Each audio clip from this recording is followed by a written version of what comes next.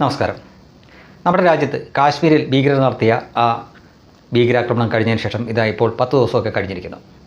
എന്തുകൊണ്ടാണ് നമ്മുടെ രാജ്യം തിരിച്ചടിക്കാത്തത്, അല്ലെങ്കിൽ എപ്പോഴാണ് പാകിസ്ഥാനെ പാഠം പഠിപ്പിക്കുന്നത് തുടങ്ങിയ ചോദ്യങ്ങളൊക്കെ ചില സാധാരണക്കാരടക്കമുള്ളവർ ഇവിടെ ഉയർത്തുന്നുണ്ട്. രാഷ്ട്രീയക്കാർ തീർച്ചയായിട്ടും അതൊരു രാഷ്ട്രീയ തന്ത്രമായിട്ട് അല്ലെങ്കിൽ രാഷ്ട്രീയമായിട്ട് മേൽക്കൈ നേടാനുള്ള ചില തന്ത്രത്തിൻ്റെ ഭാഗമായിട്ട് അത്തരം ചോദ്യങ്ങളൊക്കെ ഉയർത്തുന്ന കാഴ്ചയും നമ്മൾ കാണുന്നുണ്ട്. ഞാൻ സത്യത്തിൽ ഈ ഭീകരാക്രമണം കഴിഞ്ഞതിന് ശേഷം ഇതിനെപ്പറ്റിയുള്ള വളരെ ചുരുക്കം വാർത്തകൾ മാത്രമേ ചെയ്തിട്ടുള്ളൂ. കാരണം പലരും അത് ഭാവന സമ്പന്നമായിട്ടുള്ള കഥകളാണ് പറയുന്നത്, പലതും പർവ്വതീകരിച്ചിട്ടുള്ള കാര്യമാണ് പറയുന്നത്. അത് അങ്ങനെ സംഭവിക്കും ഇങ്ങനെ സംഭവിക്കും എന്നൊക്കെ ഓരോരുത്തരുടെ തോന്നലനുസരിച്ചാണ് പറയുന്നത്. പക്ഷേ ഞാൻ എന്തായാലും അത് ചെയ്യത്തില്ല എന്ന് ഞാൻ തുടക്കത്തിൽ തന്നെ വിചാരിച്ചിരുന്നു. നടന്നു കഴിഞ്ഞതും നടന്നുകൊണ്ടിരിക്കുന്നതായിട്ടുള്ള കാര്യങ്ങൾ മാത്രമേ പറയത്തുള്ളൂ. അത് മാത്രമേ നമുക്ക് ആധികാരികമായിട്ട് പറയാൻ പറ്റൂ. അപ്പോൾ നിലവിൽ എന്താണ് നമ്മുടെ ഇന്ത്യയുടെ അവസ്ഥ എന്താണെന്ന് ചോദിച്ചു കഴിഞ്ഞാൽ, നമ്മുടെ ഈ സൈന്യം അത് ഇപ്പോൾ മാത്രമല്ല നേരത്തെ തൊട്ടേ ആത്മവിശ്വാസത്തിൻ്റെ പരമാവധി എന്ന് പറയാൻ പറ്റുന്ന തരത്തിലുള്ള ലോകത്ത് തന്നെ എത്രയേറെ ആത്മവിശ്വാസമുള്ള അവർക്ക് കിട്ടുന്ന ലഭ്യമായിട്ടുള്ള ആയുധങ്ങളും മറ്റ് സംവിധാനങ്ങളൊക്കെ പരിമിതമാണെങ്കിൽ, ഇപ്പോഴത്തെ കാര്യമല്ല നേരത്തെ പരിമിതമാണെങ്കിൽ കൂടിയും ദേശസ്നേഹത്തിൻ്റെ കാര്യത്തിലും ആത്മവിശ്വാസത്തിൻ്റെ കാര്യത്തിലും നമ്മുടെ സൈന്യം ഒട്ടും പുറകിലില്ല. പലപ്പോഴും അവരെ പിന്തിരിപ്പിച്ചിരുന്നത് ഭരണകൂടം അവർക്ക് ഫ്രീ ഹാൻഡ് കൊടുക്കാത്തത് അല്ലെങ്കിൽ പൂർണ്ണമായിട്ടുള്ള രീതിയിലുള്ള സ്വാതന്ത്ര്യം കൊടുക്കാത്തത് മാത്രമാണ്. ഭരണകൂടം എപ്പോഴും നമ്മുടെ ആരാണോ ഭരിക്കുന്നത് അവരാണ് അന്തിമമായിട്ടുള്ള തീരുമാനമെടുക്കുന്നത്. അത് കിട്ടിയെങ്കിൽ മാത്രമേ സൈന്യത്തിന് അവരുടെ രീതികളുമായിട്ട് മുന്നോട്ട് പോകാൻ പറ്റത്തുള്ളൂ. ഇപ്പോൾ ഇവിടെ എന്താണ് സംഭവിച്ചതെന്ന് ചോദിച്ചാൽ, ദിവസങ്ങൾക്ക് മുമ്പ് തന്നെ നമ്മുടെ പ്രധാനമന്ത്രി നരേന്ദ്രമോദി ഇവർക്ക് ഫ്രീ ഹാൻഡ് കൊടുത്തു കഴിഞ്ഞു. അത്രയേ ഒരു പ്രധാനമന്ത്രിക്ക് ചെയ്യാൻ പറ്റൂ. അത് ഇനി രാഹുൽ ഗാന്ധി അല്ല മറ്റാരായാലും അത്രയേ ചെയ്യാൻ പറ്റൂ. ഇനി അത് ചെയ്യേണ്ടത്, അത് തിരിച്ചടിയാണെങ്കിൽ ശരി, അതിനെ ഒരു സർജിക്കൽ സ്ട്രൈക്ക് ആണെങ്കിൽ ശരി, അതെല്ലാം തീരുമാനിച്ച് ചെയ്യേണ്ടത് സൈന്യമാണ്. അപ്പോൾ നമ്മുടെ 3 സൈന്യത്തിനെയും വിശ്വസിക്കുന്നു. കര, നാവിക, വ്യോമ സേനകളെല്ലാം നമ്മൾ വിശ്വസിക്കുന്നു. അവർക്ക് ഉചിതമായിട്ടുള്ള സമയത്ത് അവർ തിരിച്ചടിക്കട്ടെ, അല്ലെങ്കിൽ പാകിസ്ഥാനെ അല്ലെങ്കിൽ ഭീകരരെ ഒരു പാഠം പഠിപ്പിക്കട്ടെ. നമ്മുടെ ഭരണകൂടം ഭരിക്കുന്നവർ അവരുടെ കടമയും ഉത്തരവാദിത്വവും നിർവഹിച്ചു കഴിഞ്ഞു. മുഴുവൻ സ്വാതന്ത്ര്യവും നമ്മുടെ സേനയ്ക്ക് കൊടുത്തു. കാർഗിൽ സമയത്ത് പോലും ഈ ഒരു മുഴുവൻ സ്വാതന്ത്ര്യം കൊടുത്തിരുന്നില്ല എന്ന് ഓർക്കണം. അന്ന് ആലങ്കാരികമായിട്ട് പറഞ്ഞുകൊണ്ടിരുന്ന ഒരു കൈ പുറയിൽ കെട്ടിയാണ് നമ്മുടെ സൈന്യം ഈ ഭീകരവാദികളോട് അല്ലെങ്കിൽ പാകിസ്ഥാൻകാരോട് അന്ന് പൊരുതിയതെന്നാണ് പറയുന്നത്. കാരണം ഒരുപാട് നിയന്ത്രണങ്ങളുണ്ടായിരുന്നു. ഒരു തുറന്ന യുദ്ധമാവാൻ പാടില്ല, അവരുടെ അതിർത്തി ഭേദിച്ച് കയറാൻ പാടില്ല, അങ്ങനെ കുറേ നിയന്ത്രണങ്ങളൊക്കെ ഉണ്ടായിരുന്നു. ഇപ്പോൾ അങ്ങനെയുള്ള നിയന്ത്രണമൊന്നുമില്ല. സൈന്യത്തിന് പൂർണ്ണ സ്വാതന്ത്ര്യം കൊടുത്തിരിക്കുകയാണ്. അപ്പോൾ ഇവിടെ രാഷ്ട്രീയ വിഷയങ്ങളെല്ലാം മാറ്റി വെച്ചോളൂ. ഇപ്പോൾ കോൺഗ്രസ്സുകാരോ അല്ലെങ്കിൽ കമ്മ്യൂണിസ്റ്റുകാരോ ഒക്കെ ചോദിക്കും, എന്താ ഇത്രയും ദിവസം കഴിഞ്ഞില്ലേ, മോദി എന്താ തിരിച്ചടിക്കാത്ത? മോദിയല്ല തിരിച്ചടിക്കുന്നത്, മോദിക്ക് അതിനുള്ള അനുമതി കൊടുക്കാനേ പറ്റത്തുള്ളൂ. യുദ്ധം ചെയ്യുന്നത് നമ്മുടെ പട്ടാളക്കാരാണ്. അപ്പോൾ ഇതാണ് നമ്മുടെ ഇന്ത്യയുടെ അവസ്ഥയെങ്കിൽ, ആരാണോ നമ്മുടെ ശത്രുപക്ഷത്ത് നിൽക്കുന്നത് അവിടെ എന്താണ് അവസ്ഥയെന്ന് നോക്കുക. അവിടുത്തെ ജനജീവിതം ഓരോ ദിവസം കഴിയുന്നതോറും ദുസ്സഹമായി വരികയാണ്. അവിടെ 1 ലിറ്റർ പാലിന് തന്നെ 320 രൂപയും കിടന്ന് മുന്നോട്ട് പോയിക്കൊണ്ടിരിക്കുകയാണ്. അരിയും അതുപോലെ തന്നെ ആകാശമുട്ടയാണ് അതിൻ്റെ വില. ഒരു ഗ്യാസ് സിലിണ്ടർ ഗ്യാസ് കുറ്റി വാങ്ങണമെങ്കിൽ ഇപ്പോൾ ഏതാണ്ട് 4000-ന് മുകളിലായിക്കൊണ്ടിരിക്കുന്ന അവിടുത്തെ വില. വെള്ളം കിട്ടാനില്ല, വലിയ പ്രശ്നമാണ്. അവിടുത്തെ പ്രതിരോധ മന്ത്രി ഖ്വാജ എന്ന് പറഞ്ഞ ആൾ ഇന്നൊരു പ്രകോപനപരമായിട്ടുള്ള, നമുക്കത് വലിയ പ്രകോപനമൊന്നുമല്ല, ആളൊരു പ്രസ്താവന നടത്തിയിരിക്കുകയാണ്. ഈ സിന്ധു നദീജല കരാർ ഇന്ത്യ റദ്ദാക്കിയല്ലോ, ഇതുമായിട്ട് മുന്നോട്ട് പോകാനാണ് ഉദ്ദേശമെങ്കിൽ അവരുടെ പട്ടാളം നമ്മളെ തിരിച്ചടിക്കുക, അതിനുള്ള മറുപടി തരും.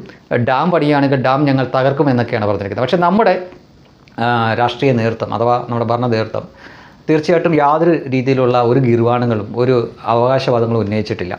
ഇത് ചെയ്ത ഭീകരവാദികളെയും അവരെ സഹായിച്ചവരെയും ഞങ്ങൾ തീർക്കും, ഞങ്ങൾ അവർക്ക് ഒരിക്കലും മറക്കാത്ത രീതിയിലുള്ള തിരിച്ചടി നൽകിയിരിക്കും എന്ന പ്രധാനമന്ത്രിയുടെ ഇംഗ്ലീഷിലുള്ള ഒരു പ്രസംഗം ഉണ്ടായിരുന്നു. അതിലെ കുറച്ച് ഭാഗങ്ങൾ. അതല്ലാതെ ഇവിടെ നമ്മുടെ പട്ടാള മേധാവികൾ വന്നോ അല്ലെങ്കിൽ പ്രതിരോധ മന്ത്രിയോ മറ്റാരെങ്കിലുമോ ഒന്നും വന്നിട്ട് ഞങ്ങൾ പാകിസ്ഥാനെ അങ്ങനെ ചെയ്യും ഇങ്ങനെ ചെയ്യും അത്തരം ഒരു പ്രസ്താവന നടത്തില്ല. പക്ഷേ പേടിച്ച് വരച്ച അവരാണ് ഓരോരുത്തർ വന്നിട്ട് ഇങ്ങനെ പറയുകയും അവരുടെ കുടുംബാംഗങ്ങളെയൊക്കെ അവർ പാകിസ്ഥാനിൽ നിന്ന് മാറ്റി കാനഡയിലും ബ്രിട്ടനിലും ഒക്കെ ആക്കിക്കൊണ്ട് സേഫ് ആക്കുകയും ചെയ്യുന്നു. മറ്റൊരു വാർത്ത കൂടിയുണ്ട്. അതാണ് ഇന്നത്തെ ശരിക്കും പറഞ്ഞു കഴിഞ്ഞാൽ ലോകരാജ്യങ്ങളിലെ ആളുകളൊക്കെ ഇങ്ങനെ മൊക്കിൽ വിരൽ വെച്ച് ഇങ്ങനെ അന്തം വിട്ട് നിൽക്കുന്ന വാർത്തയാണ്. അവിടെ നേരത്തെ പ്രധാനമന്ത്രിയായിരുന്ന വ്യക്തിയാണ് ഇമ്രാൻഖാൻ എന്ന വ്യക്തി. അദ്ദേഹം ക്രിക്കറ്റർ കൂടിയാണ്. അദ്ദേഹത്തിനെ പറ്റിയുള്ളൊരു വാർത്തയാണ്. അതൊരു മെഡിക്കൽ റിപ്പോർട്ട് ലീക്കായതാണ് പുറത്തേക്ക് വരുന്നത്. അയാൾ കസ്റ്റഡിയിലായിരുന്ന സമയത്ത് അവിടുത്തെ മുൻ പ്രധാനമന്ത്രിമാർക്കെല്ലാം അവരുടെ സ്ഥാനം പോയി കഴിയുമ്പോൾ ഒരുപാട് കേസുകൾ വരാറുണ്ട്. കാരണം സ്വജനപക്ഷപാതം, അഴിമതി തുടങ്ങിയ ഒത്തിരി കാര്യങ്ങൾ. അങ്ങനെ പല കേസിലായിട്ട് ഈ ഇമ്രാൻഖാൻ കസ്റ്റഡിയിലായിരുന്നു. ആ കസ്റ്റഡിയിൽ ഇരിക്കുക ചെയ്ത ഒരു പട്ടാള മേജർ ഇയാളെ ലൈംഗികമായിട്ട് പീഡിപ്പിച്ചു എന്നത് അന്ന് റിപ്പോർട്ടാണ് പുറത്തേക്ക് വരുന്നത്. അത് പാകിസ്ഥാനിലെ പത്രമായിട്ടുള്ള ഡോണും കൂടെ ആ വാർത്ത പ്രസിദ്ധീകരിച്ചിട്ടുണ്ട്. അപ്പോൾ നമ്മൾ അതിനെ അവിശ്വസിക്കേണ്ട കാര്യമില്ല. ഓർത്തു നോക്കുക, അവിടെ ഒരിക്കൽ പ്രധാനമന്ത്രിയായിരുന്ന ഒരു വ്യക്തിക്ക് പട്ടാള മേജറിൻ്റെ നിന്ന് കിട്ടിയ അനുഭവം ഇതാണെന്ന് പറയുമ്പോൾ അവിടുത്തെ പട്ടാളത്തെ പറ്റി നമ്മളൊന്ന് ആലോചിച്ച് വയ്ക്കുക. അവിടുത്തെ സാധാരണക്കാരൻ്റെ അവസ്ഥ അല്ലെങ്കിൽ സാധാരണ പട്ടാളക്കാരൻ്റെ അവസ്ഥ എന്തായിരിക്കുന്നത്.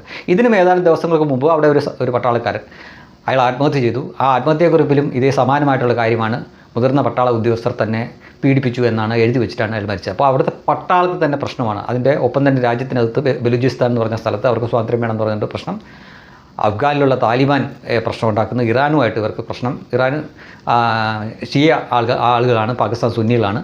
അങ്ങനെ പാകിസ്ഥാനിൽ ചുറ്റും തന്നെ പ്രശ്നം, അകത്തെ പ്രശ്നം, പട്ടാളത്തെ പ്രശ്നം, ജനങ്ങൾ പ്രശ്നം, അങ്ങനെ ആകെ എല്ലാ രീതിയിലും തകർന്ന് തരിപ്പണമാകാൻ പോയിക്കൊണ്ടിരിക്കുന്ന ഒരു രാജ്യമാണ്. അപ്പോൾ എന്തെങ്കിലുമൊക്കെ പറഞ്ഞ് പിടിച്ച് നിൽക്കേണ്ടത്. അതിനാണ് അവിടുത്തെ മന്ത്രിമാരും രാഷ്ട്രീയക്കാരുമൊക്കെ ഇത്തരം പ്രകോപനപരമായിട്ടുള്ള പ്രസ്താവനകൾ പറഞ്ഞുകൊണ്ടിരിക്കുന്നത്. പക്ഷേ ഇതൊന്നും നമ്മൾ കണക്കാക്കുന്നില്ല. നമ്മുടെ ജനങ്ങൾ, ഞാനും നിങ്ങളുമെല്ലാം ഈ ഭീകരാക്രമണം നടന്ന ദിവസത്തിന് മുമ്പ് എന്തായിരുന്നോ അതേ അവസ്ഥ തന്നെയാണ് ഇന്ന്. ഇവിടെ വിലക്കയറ്റമൊന്നുമില്ല. അന്ന് എന്തായിരുന്നോ സാധനങ്ങളുടെ വില ഏതാണ്ട് അതേ രീതിയിൽ തന്നെ പോകുന്നു. നമ്മളാരും പാനിക്കല്ല. നമ്മൾ നമ്മുടെ സൈന്യത്തെ വിശ്വസിക്കുന്നു. സത്യസന്ധമായിട്ട് പറഞ്ഞു കഴിഞ്ഞാൽ നമ്മുടെ രാഷ്ട്രീയ നേതൃത്വത്തെക്കാൾ ഒരു പടി കൂടി കടന്ന് നമ്മൾ നമ്മുടെ സൈന്യത്തെ വിശ്വസിക്കുന്നു. ഇപ്പോൾ നിലവിലുള്ള അവസ്ഥ എന്താണെന്ന് ചോദിച്ചു കഴിഞ്ഞാൽ നമ്മുടെ രാഷ്ട്രീയ നേതൃത്വം അഥവാ പ്രധാനമന്ത്രി അടക്കമുള്ള മന്ത്രിസഭ പൂർണ്ണ അർത്ഥത്തിൽ സൈന്യത്തിന് പൂർണ്ണ സ്വാതന്ത്ര്യം കൊടുത്തിരിക്കുന്നു. നിങ്ങൾക്ക് ഉചിതമായ സമയത്ത് തിരിച്ചടിക്കുക. നമ്മളത് വിശ്വസിക്കുന്നു. നമ്മുടെ രാജ്യം സേഫാണ്. ആ ഒരു വിശ്വാസത്തിലാണ് പകലും രാത്രിയുമെല്ലാം നമ്മൾ കടന്നു പോകുന്നത്. എന്നാൽ തൊട്ടയൽ രാജ്യമായിട്ടുള്ള പാകിസ്ഥാനിലെ സ്ഥിതി അതീവ ഗുരുതരമായി ദയനീയമായി പോയിക്കൊണ്ടിരിക്കുന്നത്. ജീവിതങ്ങൾ തന്നെ, അവിടുത്തെ ജീവിത നിലവാരവും അവരുടെ ഓരോ ദിവസത്തെ മുന്നോട്ടുള്ള പോക്ക് തന്നെ അതീവ ദുഷ്കരമായിരിക്കുന്നു. നമ്മുടെ മലയാള മാധ്യമങ്ങൾ പറയുന്നതൊക്കെ അപ്പാടെ വിശ്വസിക്കേണ്ട. പക്ഷേ ദേശീയ മാധ്യമങ്ങളും അന്തർദേശീയ മാധ്യമങ്ങളൊക്കെ നോക്കിക്കഴിഞ്ഞാൽ അവിടെ വിലക്കയറ്റം ഭയങ്കരമായിട്ട് കൂടിക്കൊണ്ടിരിക്കുന്നു. അതിനൊപ്പം തന്നെ ആഭ്യന്തരമായിട്ടുള്ള പ്രശ്നങ്ങൾ, ജലം ഇല്ലാത്തത് വലിയൊരു പ്രശ്നമാണ്. മനുഷ്യനെ ജീവിക്കണമെങ്കിൽ ഏറ്റവും അത്യാവശ്യമുള്ള കാര്യങ്ങളിൽ ഒന്നാണല്ലോ ഇപ്പം വായുവും വെള്ളവും. ഇത് രണ്ടിൽ ഒന്നില്ലെങ്കിൽ തന്നെ വലിയ പാടാണ്. അപ്പോൾ അവിടെ ഏതാണ്ട് 80% വെള്ളത്തിൻ്റെ ഒരു ക്ഷാമം വന്നുകൊണ്ടിരിക്കുന്നു. അതുകൊണ്ടാണ് ഇത്രയും പ്രകോപനപരമായിട്ടുള്ളൊരു പ്രസ്താവന പോലും അവിടുത്തെ പ്രതിരോധ മന്ത്രിക്ക് പറയേണ്ടി വന്നത്. പക്ഷേ നമ്മളെ അതൊന്നും ബാധിച്ചിട്ടില്ല. നമ്മുടെ സൈന്യം അവർ സമയമെടുത്തിട്ടാണെങ്കിലും ഒരു തിരിച്ചടി കൊടുക്കുമെന്ന വിശ്വാസം തന്നെയാണ് ഞാനും നിങ്ങളുമൊക്കെ ഓരോ ദിവസവും കഴിയുന്നത്.